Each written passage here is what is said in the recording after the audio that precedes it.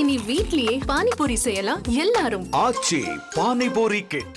தூத்துக்குடியில் இருந்து சென்னை பெங்களூருக்கு 5 ஆண்டுகளுக்கு பிறகு மீண்டும் ஸ்பைஸ் ஜெட் விமான சேவை தொடங்கியதால் பயணிகள் மகிழ்ச்சி அடைந்தனர். கொரோனா காலகட்டத்திற்கு பிறகு வருவாய் இழப்பு ஏற்பட்டதால் 2020ஆம் ஆண்டு மார்ச் மாதத்திற்கு பிறகு ஸ்பைஸ் ஜெட் விமான சேவை நிறுத்தப்பட்டது.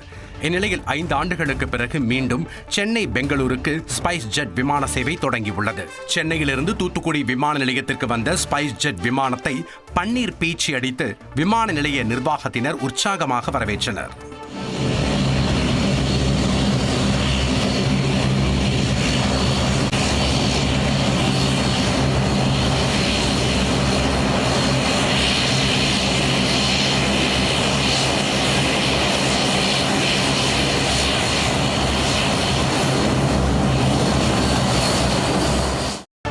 ஜெய்ப்பூரிலிருந்து சென்னை வந்த விமானத்தின் சக்கரம் பழுதடைந்ததால் நீண்ட நேரம் வானில் வட்டமடித்த விமானம் அவசரமாக தரையிறக்கப்பட்டது.